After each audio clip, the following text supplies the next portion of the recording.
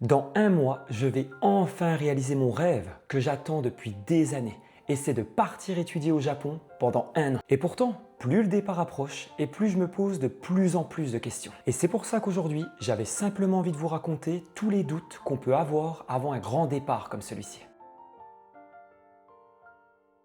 Salut à tous, j'espère que vous allez bien. Eh bien écoutez, je suis vraiment content de vous retrouver aujourd'hui parce que cette vidéo, ça fait un moment que j'avais envie de vous la faire. Car, comme vous le savez sûrement, pour tous ceux qui me suivent déjà depuis quelques temps, dans un mois, je pars au Japon pour étudier le japonais pendant un an. Et maintenant que le départ approche de plus en plus, eh bien, il y a pas mal de choses qui se bousculent dans ma tête. Déjà, je suis trop content de pouvoir enfin réaliser ce rêve que j'ai mis beaucoup de temps à réaliser, mais en parallèle de ça, il y a aussi pas mal de questions et de doutes qui reviennent constamment dans ma tête. Et c'est là que je me suis dit que ça pouvait être super intéressant de vous partager aussi toute cette autre partie du projet. Parce que très souvent, on va parler de toutes les choses qu'il faut préparer avant un grand voyage comme celui-ci, vous voyez, mais beaucoup moins de tout ce qu'il peut se passer dans notre tête, comme les doutes, les questions qu'on se pose, tout ce côté psychologique qu'on oublie beaucoup, je trouve, et pourtant qui est super important. Alors c'est pour ça qu'aujourd'hui, je me suis dit que ce serait super de vous en parler en toute transparence et aussi que ça pourra en parler à certains qui n'osent pas franchir le cap. Mais avant que je commence cette vidéo, il y a quand même quelque chose que je me demande. C'est comment ça se fait que vous n'êtes toujours pas abonné à ma chaîne. Parce que d'après YouTube, attendez, je prends mes notes. Il paraît qu'il y a une grande majorité d'entre vous qui regardent mes vidéos sans être abonnés. Eh bien alors, vous pensez que je ne vous voyais pas? Bande de petits malins. Bon allez, puisque c'est vous, je vous pardonne. Je vous laisse rectifier tout ça en vous abonnant à la chaîne. Et comme ça, vous pourrez suivre toute mon aventure au Japon et ne rater aucune de mes prochaines vidéos. Et puis, je voulais quand même vous dire quelque chose. Franchement, un grand merci à tous ceux qui prennent le temps de s'abonner à la chaîne. Vous ne vous rendez pas compte à quel point ça me fait plaisir. Et en plus, ça m'aide énormément à ce qu'on fasse grandir cette chaîne ensemble. Donc vraiment, un grand merci à tous. Et aussi, quelque chose que j'oublie très souvent de vous dire, et là pour le coup, c'est ma faute, si vous voulez suivre encore plus mon aventure au quotidien au Japon, je vous affiche ici mon Insta et mon TikTok, comme ça vous pourrez tout suivre en direct. Allez, ceci étant dit, on peut commencer la vidéo. Pour tous ceux qui ne le savent pas, il faut savoir que ce n'est pas la première fois que je quitte tout pour vivre au Japon. Et non, c'est la deuxième fois que je fais ça.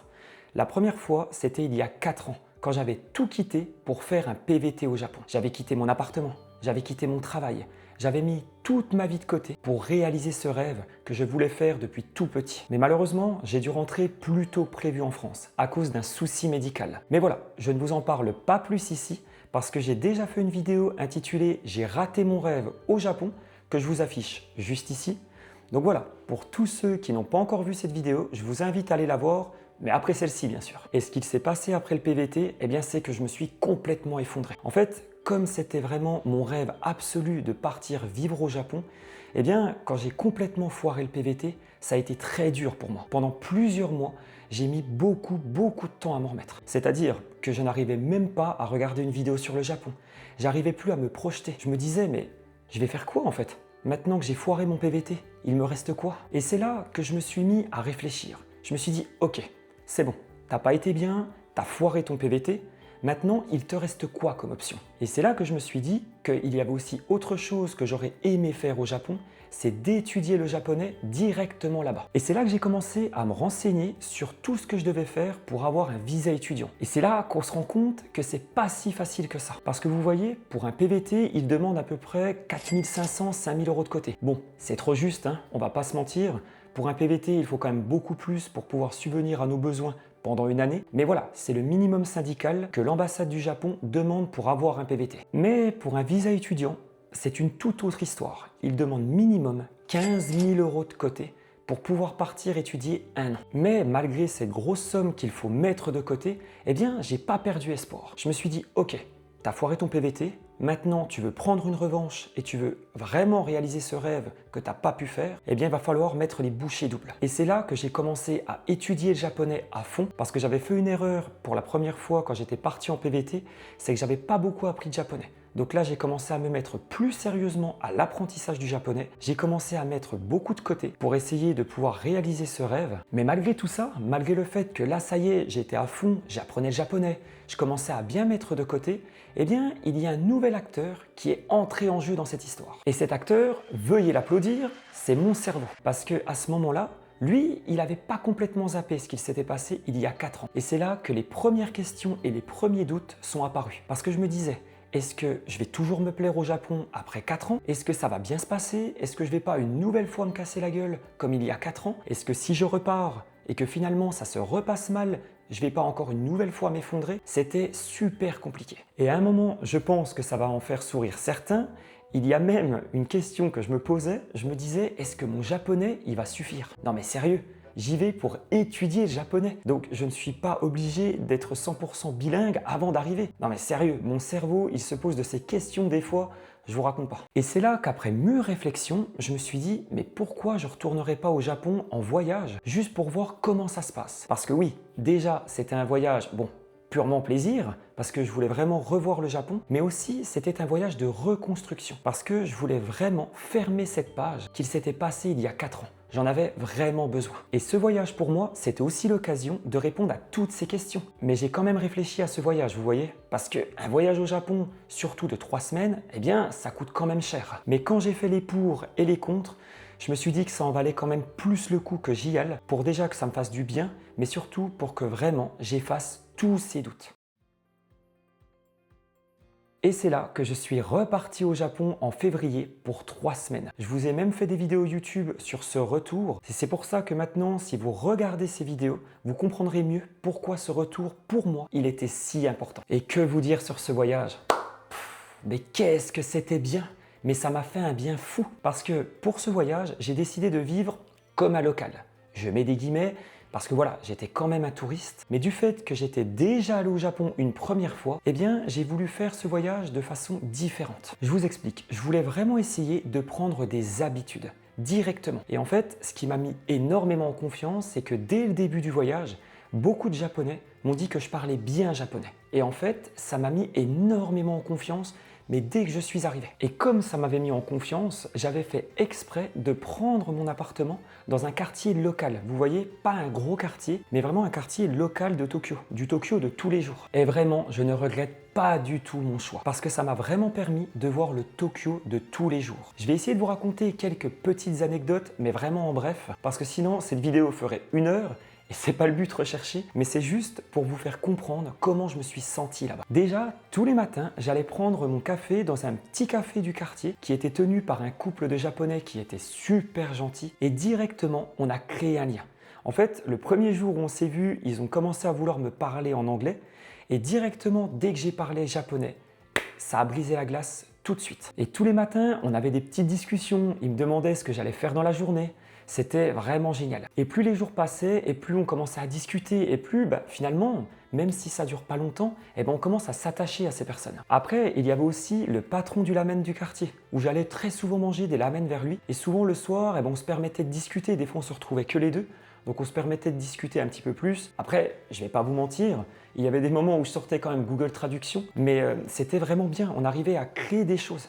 Et je me suis dit, mais finalement, ça se passe super bien en fait. Et pour finir avec les anecdotes, je vais juste vous parler du patron du Sento local où j'allais très souvent. Je vais finir sur cette personne parce qu'il m'a vraiment touché. La première fois que je suis arrivé, j'ai parlé japonais avec lui, donc il a été très surpris. Et c'est comme ça qu'on a pu au fur et à mesure discuter. On discutait quasiment tous les soirs quand j'y allais. Et il prenait le temps avec moi. Et ce qui m'a vraiment touché, c'est vraiment ce qu'il m'a dit la dernière fois qu'il m'a vu quand il m'a donné un omiyage. Il m'a vraiment dit que pour lui, j'avais vraiment ma place ici, que je m'étais vraiment intégré, que j'avais vraiment suivi les codes japonais et ça m'a profondément touché. Je me rappelle quand je suis sorti du Sento, j'étais vraiment ému et touché. Et vous voyez, le résultat de ce voyage, c'est que ça m'a permis d'effacer tous les doutes que j'avais. Parce qu'il y a un moment pendant ce voyage où c'est là que j'ai eu le vrai déclic. Même si tout le voyage a été un déclic en lui-même, il y a un moment où j'étais posé dans un parc et c'est là que je me suis dit, oui, je veux vraiment retourner vivre au Japon et étudier pendant 1 an? J'avais la réponse à cette question. Et c'est pour ça qu'après ce voyage, eh bien, j'ai continué ma routine, continué de mettre de côté, continué d'apprendre mon japonais tous les jours. Je fais du japonais entre 1 heure à 2 heures tous les jours, même avec le travail. Je continue de bien préparer mon départ et c'est là qu'on pourrait se poser une question. Mais finalement, alors, est-ce que j'ai encore des doutes aujourd'hui à 1 mois du départ? Eh bien la réponse, c'est oui, parce que je pense que ce serait même bizarre que je n'ai pas encore des doutes. Malgré tout, ce ne sont plus les mêmes. Je n'ai plus la question de me dire est-ce que je vais me plaire ou tout ça. Parce que oui, aujourd'hui, maintenant, les nouvelles questions que je me pose, c'est est-ce que je vais réussir mes études? Est-ce que je vais réussir à trouver un bon baïto? Est-ce que mes économies vont suffire? Mais je pense que même quand on fait tout comme il faut, qu'on prépare tout, qu'on a assez d'argent, on aura toujours des doutes. Parce que le cerveau, il va toujours chercher les failles. On va toujours se dire « Ah, mais si je pars dans 1 an, je pourrai encore mieux parler japonais. Ah, mais si je pars dans 1 an, je pourrai encore avoir plus d'économies de côté. Ce sera encore mieux. » Et finalement, je me dis qu'on va toujours essayer de chercher le petit détail qui nous empêche de partir. Et c'est là qu'il ne faut pas tomber là-dedans.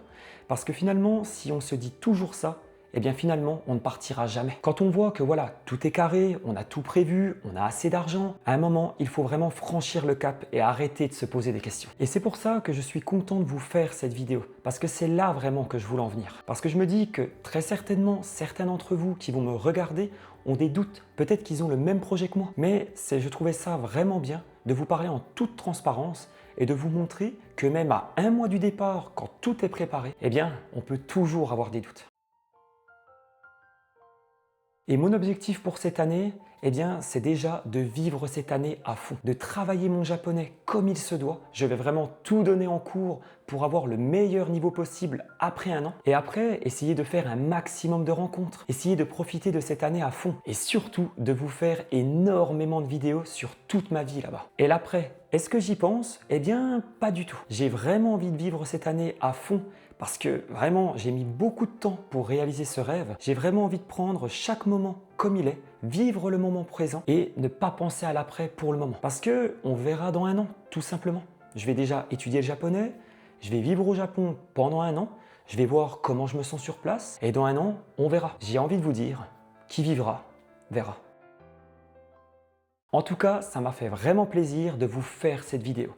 Déjà parce que personnellement, ça m'a fait beaucoup de bien de m'exprimer sur ce sujet dont on parle très peu, je trouve. Parce qu'au final, avant un grand départ comme celui-ci, on va parler des logements, des papiers qu'il faut faire, et c'est super intéressant en soi. Mais on parle beaucoup moins de tout ce qui peut se passer dans la tête d'une personne qui quitte tout pour vivre son rêve. Et pourtant, je crois que c'est une partie qu'on sous-estime énormément. En tout cas, j'espère vraiment que cette vidéo pourra en parler à certains d'entre vous. Que vous ayez le projet de partir vivre au Japon, de vous expatrier ou de réaliser un rêve qui compte énormément pour vous, j'espère sincèrement que cette vidéo vous aura donné un peu de courage pour vous lancer. D'ailleurs, dites-moi dans les commentaires si vous avez déjà vécu un grand départ comme celui-ci, que ce soit des études à l'étranger, une expatriation ou quelque chose qui vous faisait peur au début. Franchement, j'aimerais beaucoup lire vos histoires pour qu'on échange ensemble. Et si cette vidéo vous a plu, n'hésitez pas à la liker, à la partager et à vous abonner si ce n'est pas déjà fait. Sur ce, je vous dis donc à très bientôt pour une nouvelle vidéo et d'ici là, prenez soin de vous. Jamais.